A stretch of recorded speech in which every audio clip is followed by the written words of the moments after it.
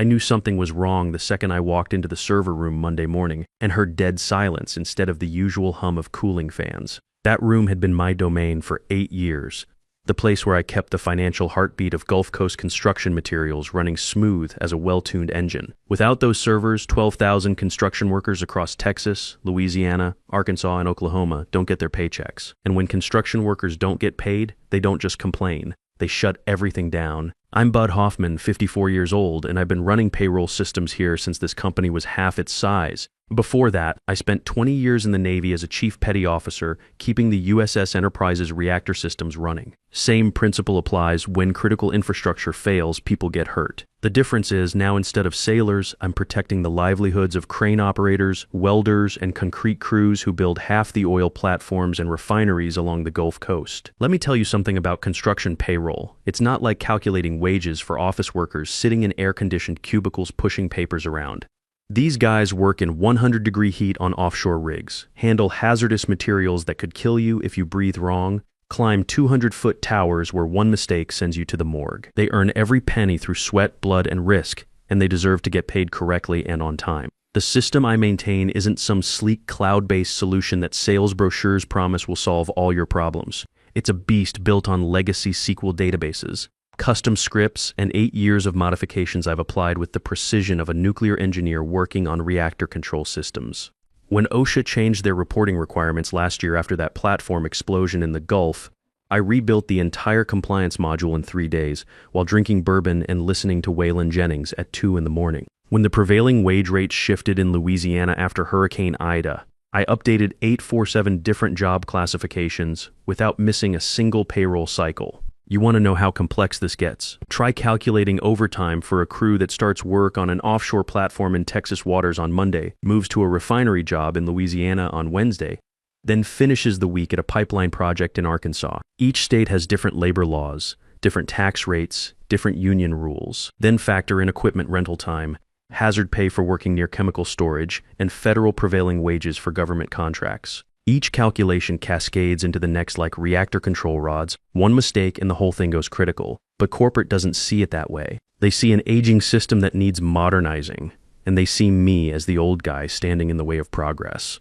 That's where Preston Caldwell comes in. Preston is the VP of Operations, and more importantly, he's the chairman's nephew.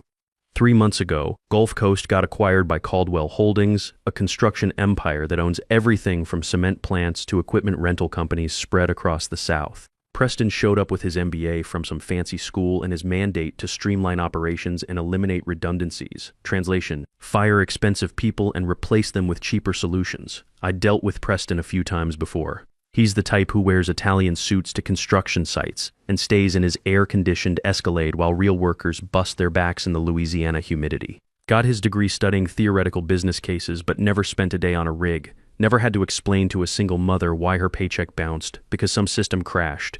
Never had to look a welder in the eye and tell him his kids won't eat this week because corporate screwed up. The morning I walked into that silent server room, I knew the axe was coming. Military training teaches you to read the signs. When the brass starts asking questions about your procedures, when meetings get scheduled without your input, when suddenly everyone's talking about efficiency and modernization. I'd been through base closures before. This felt exactly the same. I spent that Monday running diagnostics, checking every system twice, making sure our Tuesday payroll prep would run smooth. The irony wasn't lost on me. They were planning to fire the guy who kept their most critical system running flawlessly for 8 years.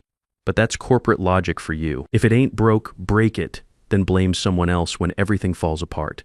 The meeting happened Tuesday afternoon. Preston called me into his office along with Joyce Manning from HR. Joyce has been here almost as long as I have, but she's always been more concerned with protecting the company than protecting employees. She's got that nervous energy of someone who knows bad news is coming but has to deliver it, with a corporate smile and human resources double talk. Preston's office looked like something from a Fortune 500 magazine, glass desk that probably cost more than most of our guys make in a month, leather chairs you could sleep in, and windows overlooking the equipment yard that he probably never actually looked at because he was too busy staring at spreadsheets and PowerPoint presentations. He was tapping on his tablet when I walked in, making me wait while he finished whatever earth-shattering task required his immediate attention.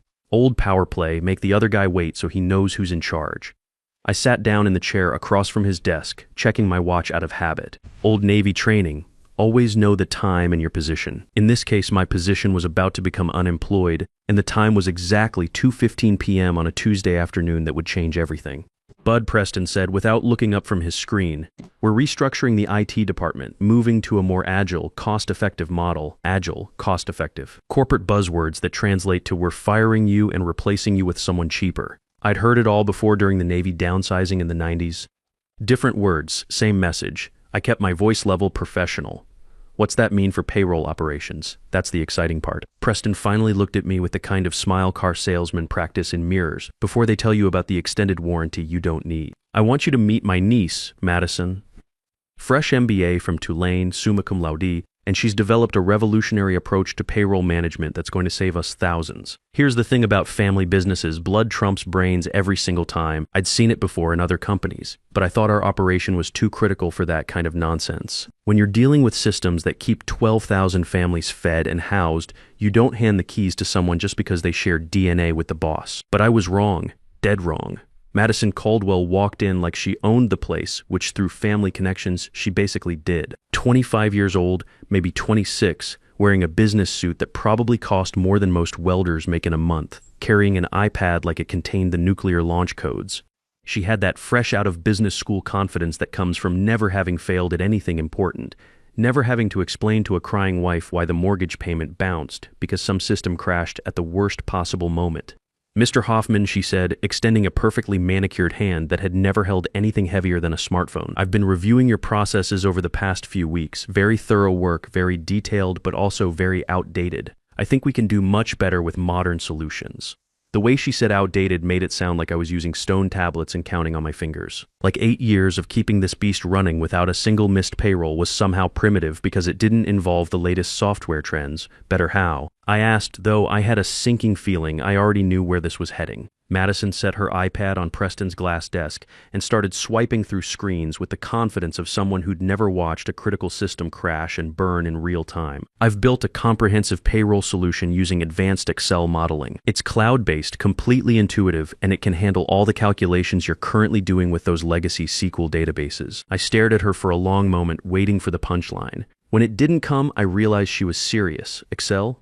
You want to run payroll for 12,000 construction workers with a spreadsheet, not just any spreadsheet, Madison said, getting a little defensive. You could see the business school training kicking in.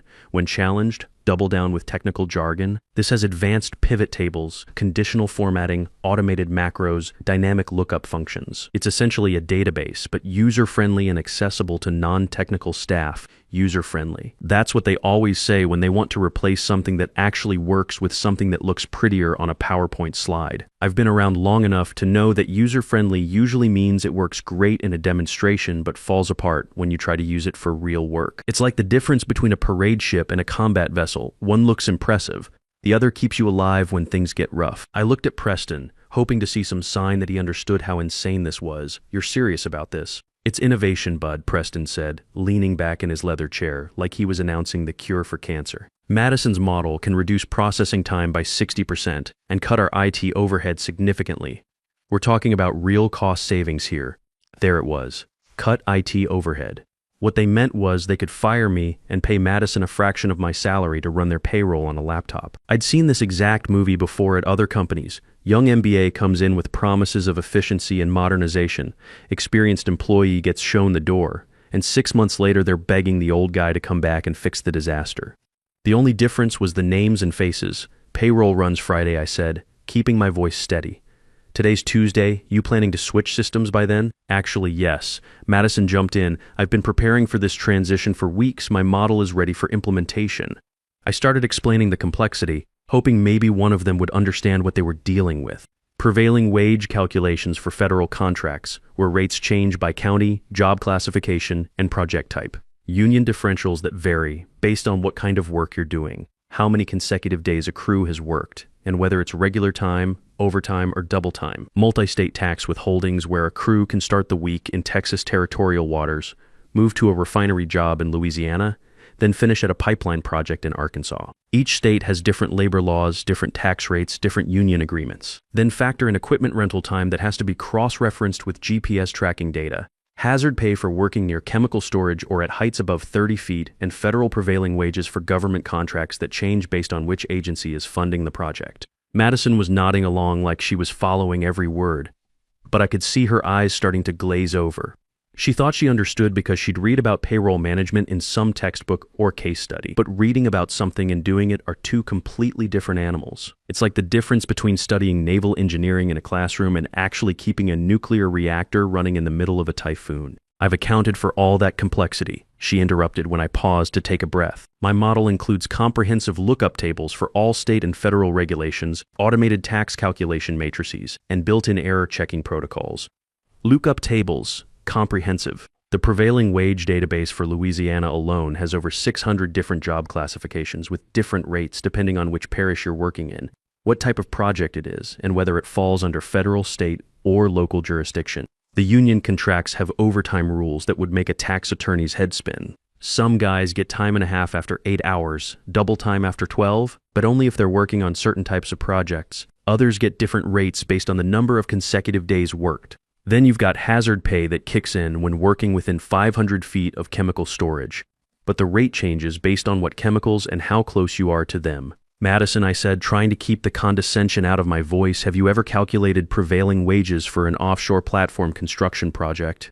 I've studied all the relevant regulations, she replied with that textbook confidence. Studying and doing are two very different things. You know what happens when you get prevailing wages wrong on a federal contract? The Department of Labor comes in and audits everything going back 3 years. They can fine us for every single hour that was calculated incorrectly, and they charge interest on top of that. Preston waved his hand dismissively, like I was talking about some minor inconvenience. We'll have compliance reviews built into the process. Madison's model includes comprehensive error checking protocols, error checking in Excel, right? Like conditional formatting was going to catch it when some foreman in Beaumont enters his time wrong, and Madison's lookup formula returns the wrong wage rate for 40 guys working a federal highway project. I've seen what happens when Excel tries to handle real-world complexity. It breaks down faster than a rusted-out pickup truck in a Louisiana thunderstorm. Bud. Joyce finally spoke up, her voice carrying that HR tone that means the decision's already been made and this whole conversation is just corporate theater. We'll need you to provide Madison with all the necessary passwords, documentation, and system access for a smooth transition. Documentation. Most of the critical processes existed in custom scripts I'd written over 8 years. Patches and workarounds built on top of patches and workarounds. The real knowledge wasn't documented anywhere because you can't write down 20 years of military training plus 8 years of learning this beast's every quirk and weakness. It's like trying to document how to keep a 40-year-old diesel engine running. The manual only tells you so much. The rest is in your hands, your ears, your gut feeling when something doesn't sound right. I know that the time clock system in the Houston office has a glitch where it sometimes double stamps entries after 11 p.m. on Wednesdays, but only when network load is high and only if someone's running reports at the same time. I know that the union contract for concrete crews has a meal break clause buried in Section 47B that nobody else remembers. But if you don't account for it, the guys don't get their meal penalty pay, and you'll have Tony Russo breathing down your neck. I know which offshore platforms have cellular dead zones where the electronic time tracking doesn't work, so you have to manually verify those entries against the crew chief's written logs. Madison doesn't know any of that. She's got her pretty spreadsheet with its color-coded cells and fancy formulas, but she's never had to explain to Big Tony Russo why his crane operators are showing up earning less than minimum wage because some calculation went sideways. She's never had to field phone calls at 3 a.m. from platform supervisors reporting that the payroll system crashed right before a storm evacuation. When's my last day? I asked, though I already knew the answer. Friday, Preston said, not even having the decency to look uncomfortable about it after the payroll run. We want to ensure a smooth transition with no disruption to operations. I stood up, my knees popping the way they do when you've been sitting too long in uncomfortable chairs or when you're about to make a decision that will either ruin your week or make your year. All right then, I guess we'll see how this works out. That's the thing about 20 years in the Navy, you learn when to fight and when to let the brass make their mistakes. Sometimes the best way to teach someone is to let them fail, especially when they're too arrogant to listen to advice from someone who's actually done the job. I walked toward the door, then stopped and turned back to Madison. One piece of advice, since you're taking over my life's work here.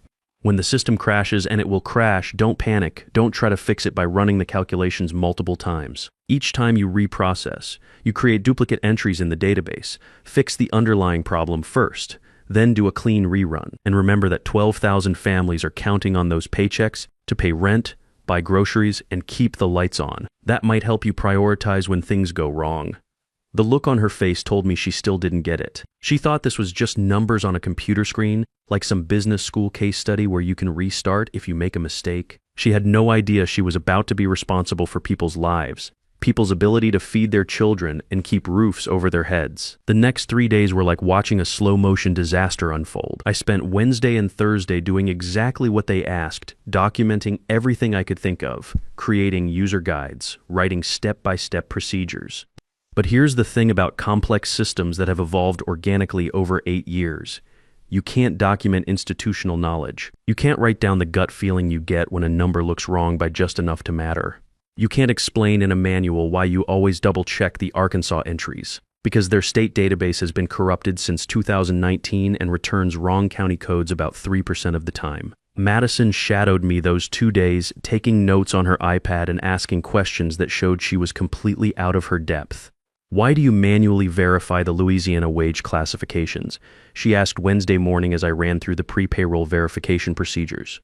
Because the state database has been corrupted since Hurricane Ida hit their servers, I explained patiently. It shows the right wage rates, but about 3% of the job classifications return wrong parish codes. If you don't catch it, guys, working in New Orleans get paid Shreveport rates, which is about $4 an hour difference. Can't we just contact the state and have them fix their database? It's a state government system. They know about the problem. They've known about it for 2 years. But fixing it isn't a priority because most companies just accept the wrong data and eat the cost rather than fight the bureaucracy. She made a note on her iPad, and I could see her typing something like contact state about database fix. Like that was something she could accomplish with a phone call and some MBA charm. Thursday afternoon, Madison felt confident enough to start importing real data into her Excel model. I watched her upload the raw time files from our 47 different job sites across 4 states, offshore platforms, refineries, pipeline projects, marine construction.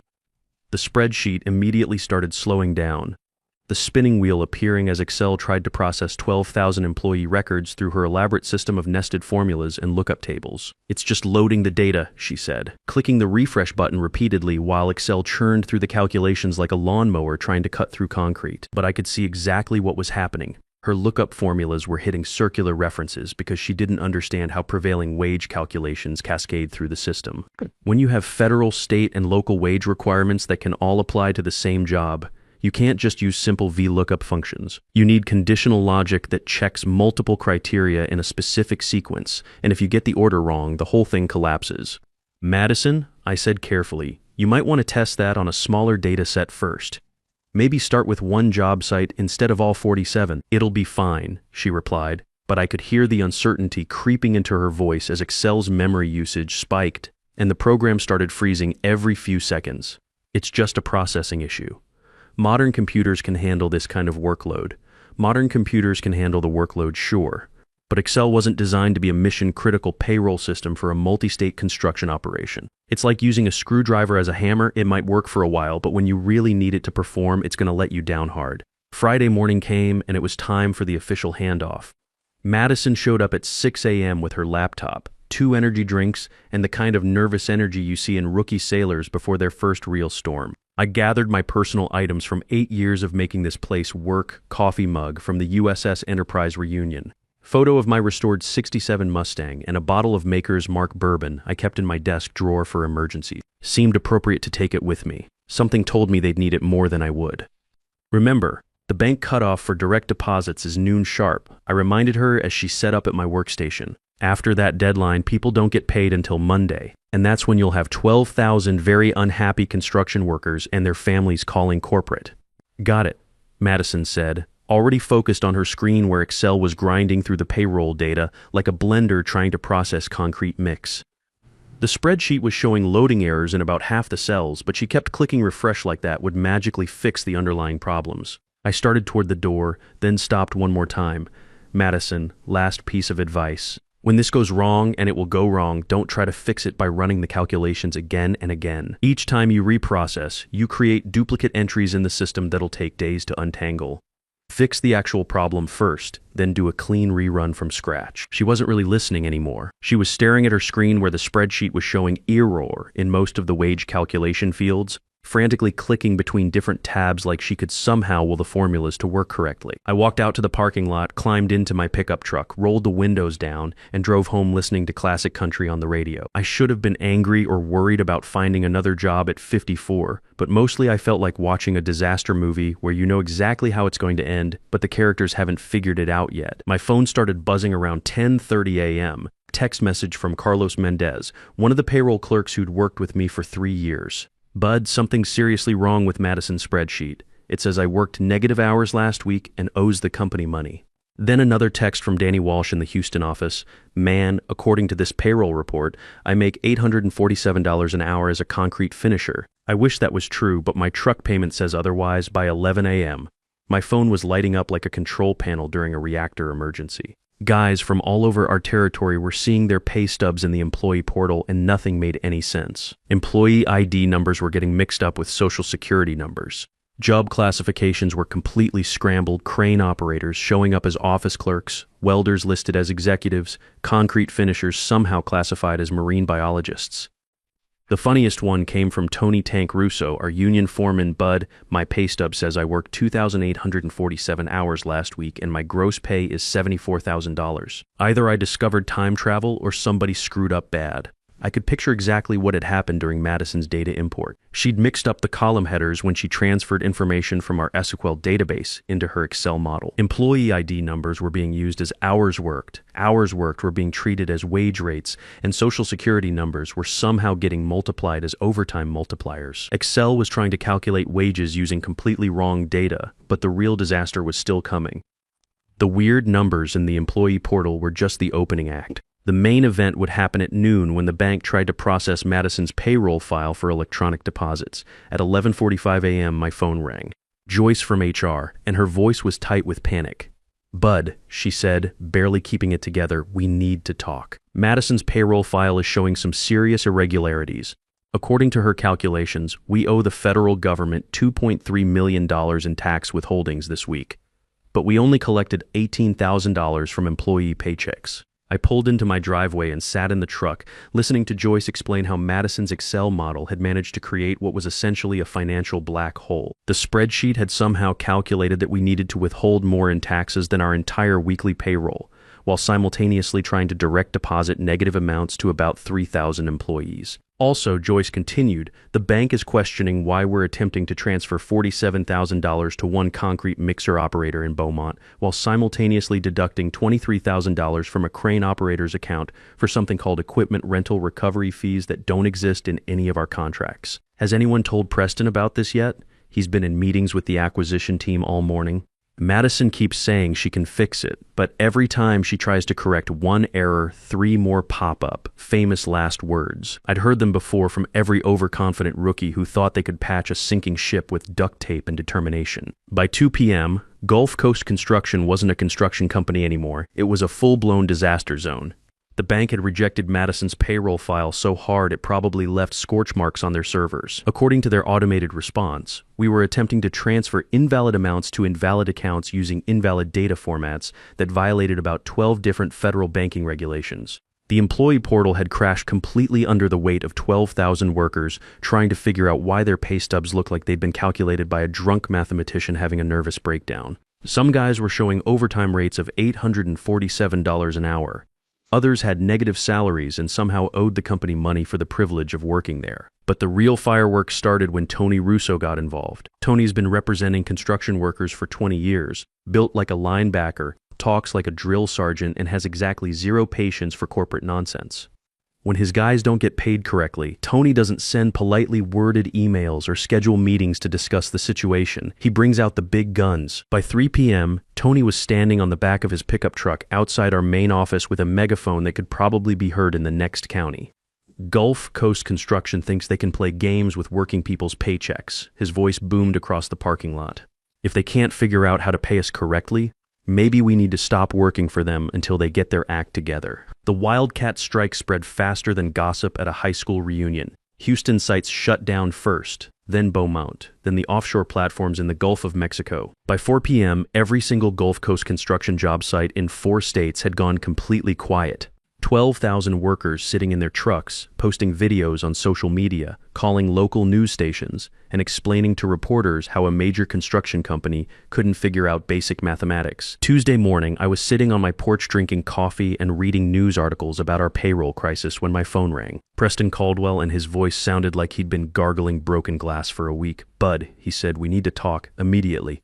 "Morning, Preston. Saw you on Channel 6 last night. Interesting interview. I especially liked the part where you blamed the problems on unforeseen technical complications during a routine system upgrade. Cut the jokes. The state labor board is opening investigations in all 4 states. The union is talking about a class action lawsuit. The bank has frozen our operating accounts because Madison's payroll file made their fraud detection system think we'd been hacked by foreign criminals. Sounds like quite a situation you've got there. I need you to come back. Consulting basis emergency contract. Name your price." I'd been waiting for this call since Friday afternoon, drinking bourbon on my porch and watching the news coverage of their disaster. $15,000 cash up front plus a new permanent contract at double my old salary. Done. Hold on, I'm not finished yet. I want a public apology posted on the company website, signed by you personally, admitting that the payroll problems were caused by premature implementation of an inadequate system against the advice of experienced technical staff. Long silence on the other end. Then, fine, whatever you need. And one more thing, I report directly to the CTO from now on, not to operations. I'm done taking orders from people who think Excel is enterprise software and nepotism is a hiring strategy. Just fix this mess, bud. Please. Wednesday morning, I drove back to the office in my pickup truck, windows down, feeling like a general returning to retake territory that never should have been abandoned. The parking lot still had union guys camped out in lawn chairs, but they waved and cheered when they saw my truck. Tony Russo walked over as I was climbing out. "Bud, please tell me you're here to save our asses and get our people paid working on it, Tony. You should see some real progress by Thursday morning. What about back pay for all the time we've been sitting here instead of working? Every penny you've got coming, plus overtime rates for the guys who are scheduled to work during the strike days." I walked into the building like I owned the place, because for the next few weeks I basically did. The server room felt like coming home after a long deployment overseas. I fired up my workstation, cracked my knuckles, and started digging through the digital wreckage that Madison had created. It was worse than I'd expected. She hadn't just corrupted the current payroll data. She'd managed to lock critical database tables, create circular references in the tax calculation modules, and somehow convince the entire system that we employed 847,000 people. Most of them apparently named Ixor or Div. It took me 18 straight hours of work, surviving on black coffee and determination. But I rebuilt everything from the ground up using archived transaction logs and backup systems that Madison didn't even know existed. Real backups, stored on redundant servers with proper validation protocols. By Thursday morning at 6 a.m., I had a clean, accurate payroll file ready for electronic transmission. I sent the file to the bank and watched the confirmation come back green across the board. 12,000 construction workers across 4 states would wake up Thursday morning to find their correct paychecks waiting in their accounts, plus compensation for every day they'd lost sitting in parking lots because corporate had screwed up. Friday morning, I walked into Preston's corner office. He looked like he'd aged about 10 years in 1 week, which probably wasn't far from the truth. "It's finished," I told him. "Everyone's been paid correctly, including full compensation for the strike days. The unions called off the protest. The job sites are back to normal operations, and the bank has unfrozen our accounts. Thank you," he said quietly. "I owe you an apology. We should never have. Where's Madison? Reassigned to marketing research. Turns out family connections only carry you so far when you cost the company several $1 million and nearly trigger federal investigations. And my new office?" Preston stood up and gestured toward the corner office with floor-to-ceiling windows overlooking the entire equipment yard. "All yours." Had them install a new coffee machine and everything. I walked over to my new desk, sat down in the leather chair, and looked out at the construction sites coming back to life. Cranes moving again, trucks rolling out with full crews, offshore platforms resuming operations. My phone buzzed with a text from Vince Torres, our security chief. "Heard Madison's working in marketing research now. Thinks she can handle calculating click-through rates on web ads." I opened my desk drawer and pulled out that bottle of Maker's Mark I'd been saving for a special occasion. This definitely qualified. You know what? If you're over 50 and you've spent decades building expertise that actually matters, don't let some young hotshot with an MBA and a family connection convince you that your knowledge is outdated. Your experience isn't obsolete, it's irreplaceable. When the trendy new solutions fail, and they will fail, the companies always come crawling back to the people who actually know how to keep things running. Stand your ground. Do your job right and let the results speak for themselves. Because at the end of the day, competence always wins over connections, and real expertise will always trump theoretical knowledge. Trust me on this one.